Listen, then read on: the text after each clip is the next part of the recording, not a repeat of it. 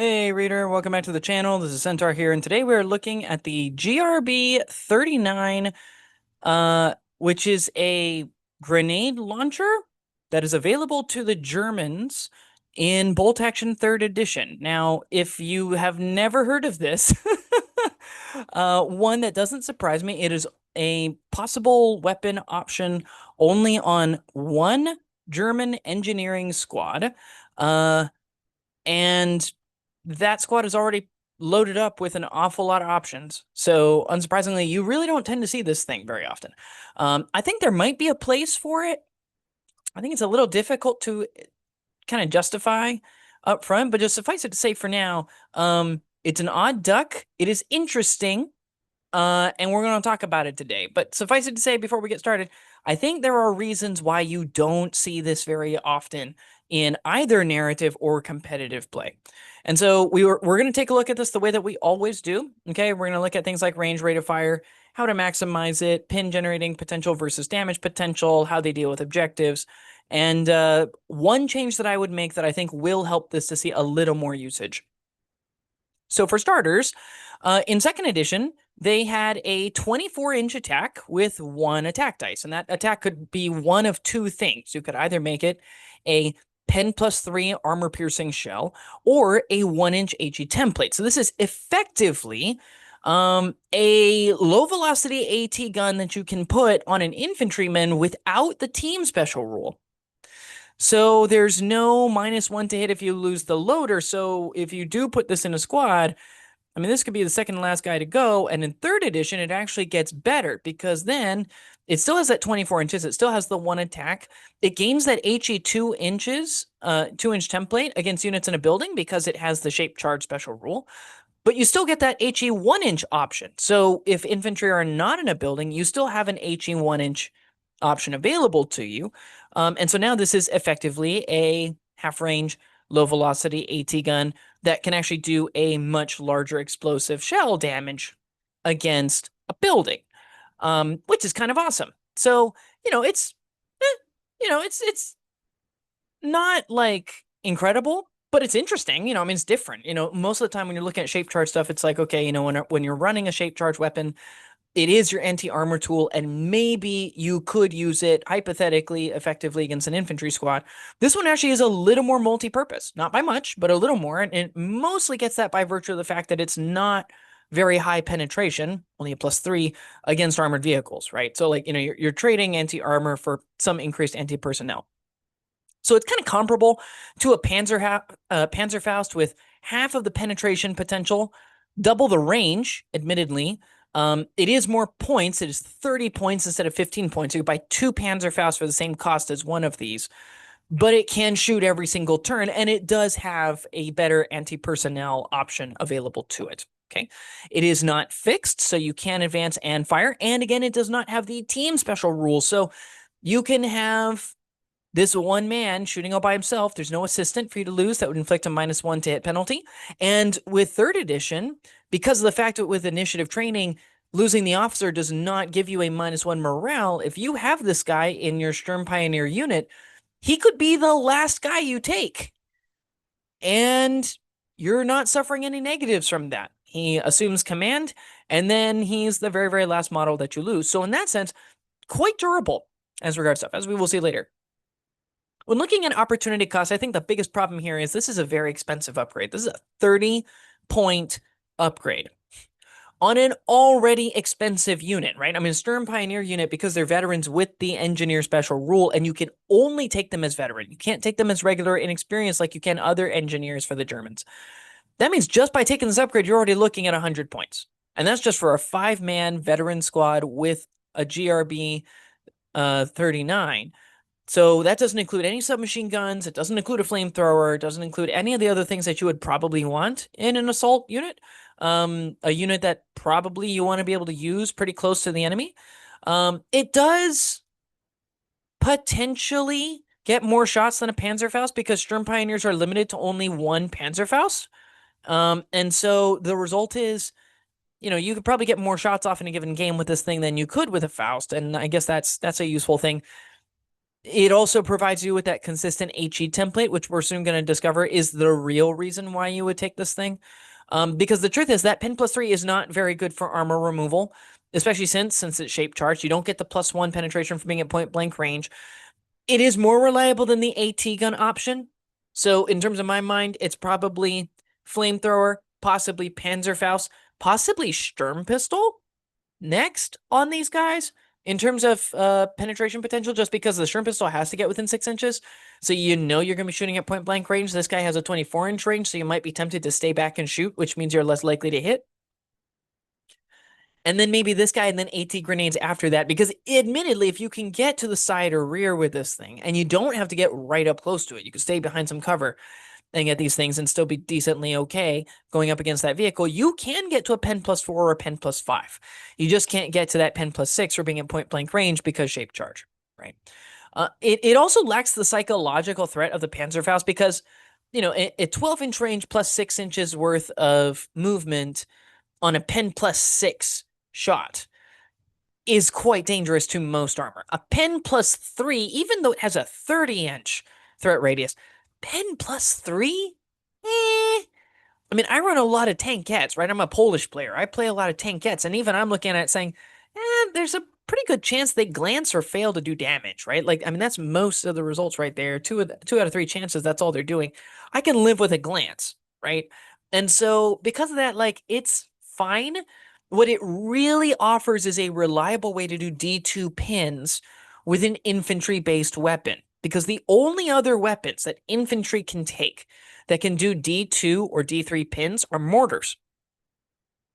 At least at present. I haven't seen any others.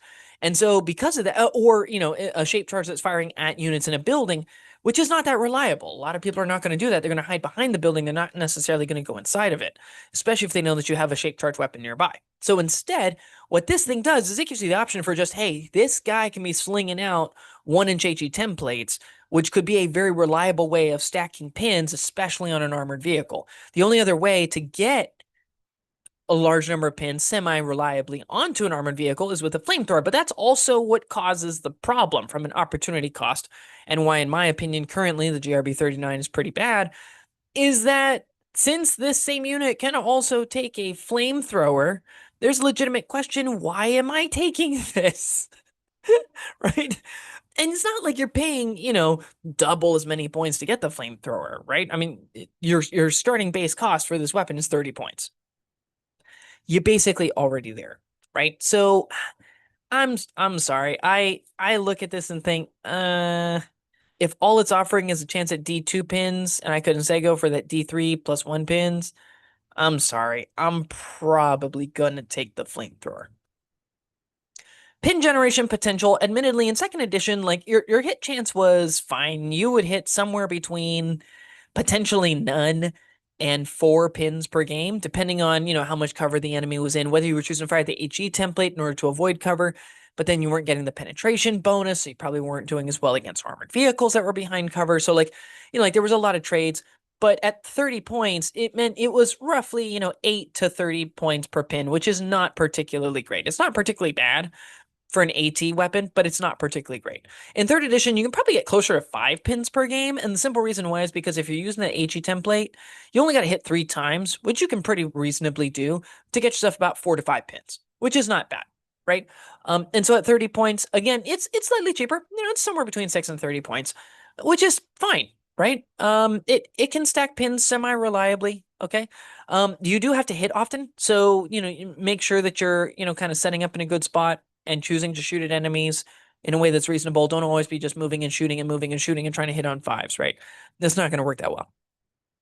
When you look at damage potential per turn, it's basically exactly the same as the Sturmpistole, which is not particularly great odds, right? I mean, admittedly, against DV7, DV6 especially, you're looking really great. You'll do a pretty good number against infantry, mostly because you can either hit them with a pen +3, which is great, or you can hit them with a 1-inch HE template, in which case for those, you know, DV4, DV3s, you got 2 chances to try to get your wound instead of just the 1, right? And possibly 4 chances to get the wound instead of just the 1, right? Which is really nice. So, you know, like they're fine as an anti-personnel and anti-armor tool. This is actually one of the best in the game, just because, again, it does have more explosive capacity, and you're not just looking for one shot, one hits sort of things. But again, against armor, DV7, maybe DV8 if you're really up close, you're looking fine.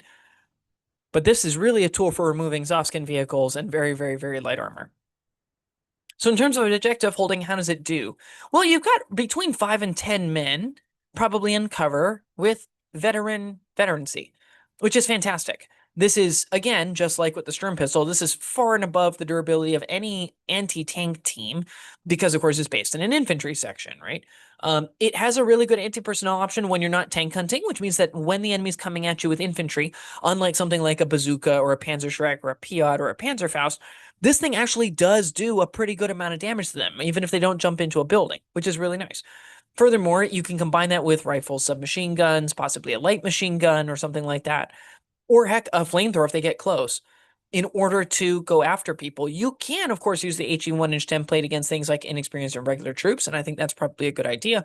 Against veterans, you might actually consider using the Pen +3 just because you hit, and if you hit with the GRB, it's wound on twos, right? And so, with this, grenade launcher, right? Like you do have two really viable options. And unlike the Sturm pistol, it has a 24-inch range instead of a 6-inch range. So you can actually do pretty decent defense from a pretty far distance with an HE template or a Pen +3 attack, which is nice. You do have a pretty good chance of pinning armor. You also have a reasonable chance of removing, again, those lighter vehicles. So if they're rushing up a transport and you're able to put this unit on ambush, that's not necessarily a bad idea, right? You unload, you make sure that you're applying at least the one pin from the infantry, and then hopefully the GRB does its job. And maybe you knock out the transport, and hopefully you take some of the guys with you that are inside. You do have the ability to reactive fire if assaulted. It is not fixed, so you do have the ability to fire 360, which is really nice. Of course, the drawback is that you're not much of a threat to most armor, especially like actual serious armor. Light and medium armor is going to shrug at you, and heavy and super heavies are never going to worry about you in life, right? It is very expensive for the penetration modifier, and I think the reason why is because of its relatively high pin potential and high explosive damage potential. So how good are they at taking objectives? Because I think for holding, they're great. They're perfectly fine. Of course, I think most veteran engineers with specialized weapons are probably going to be pretty good at holding objectives. So in terms of taking objectives, this is squad based, so you can field it with submachine guns and a flamethrower, which is really nice. So, as far as clearing out enemy squads, you're probably actually going to do okay with these things, okay? You do have a chance to pin and penetrate armor each turn, because it's not a one-shot weapon. It's not something that's going to be gone and then you got to work with something else. And because it does D2 pins, which does not equal 2, this is an important point to remember. D2 does not equal 2. It equals 2 half of the time, okay? But it does mean you do actually have the ability to do decent pins to an enemy vehicle. And if you put this in a squad with a flamethrower, which is admittedly very expensive, you could use the flamethrower against a tank that you're right next to as you guys hop out of the armored transport. And then the GRB can fire separately because it's a heavy weapon. And you could try to pin down another armored vehicle that might try to retaliate against your veterans after they perform their attack, which is not bad. You do get that HE 2-inch against buildings, so it's kind of nice for clearing infantry. You also get the HE 1-inch all the time. And again, that is extremely rare on an infantry-based platform. On vehicles, light AT guns, autocannons, they're very easy. Artillery pieces get this very often. It is very rare to find this on an infantry section. And yet, here it is. The problem, I think, though, is just what place it has, right? Like, if I'm taking an objective, submachine guns and a flamethrower in general are going to do just fine. So why would I take this? Especially when the cost point is basically the same with flamethrowers, right? You have assistance and other stuff like that you got to worry about with flamethrowers. But in general, cost analysis is telling me flamethrower gives me 2 chances to remove a vehicle, one for damage, one for the morale test afterwards. And so why wouldn't I just take the flamethrower? Okay, and so in terms of what you're targeting, like lightly armored vehicles, DV7, DV8, that's one thing you can be going after. Worst case scenario, again, you're pinning things down, and that might be worth the 30 points. Soft skin transports and tows are always great if you can fit those in, especially because your small arms can help you out, right? Your submachine guns, your rifles, stuff like that can help you with shooting, especially those rifles from that 24-inch range against soft skin transports and tows to help with removal, which is great. You're actually really good against infantry squads, right? Because you get good shots against buildings. Small arms will be able to also target the infantry squad. You get the HE 1-inch template if they're not in a building. All of that's really good. And you can switch that pen +3 in case you're going up against veterans and you're like, well, I don't really care to try to hit multiple guys. I care about wounding on better than 4s, right? And so you have some options. If you really need to, you can go after medium armored vehicles, especially if you're going after them from the side or the rear, because then you will be able to pin them no matter what. Even if they're veteran, you can go after those, and you have a decent chance of doing some damage to them. You can go after pretty much any armor with that HE 1-inch template. Just make sure that they're not veterans, because if they're veterans, they're probably not DV7, which means you're probably not going to do any pins to them at all. So what change would I recommend? I think it's quite obvious. They need a points reduction.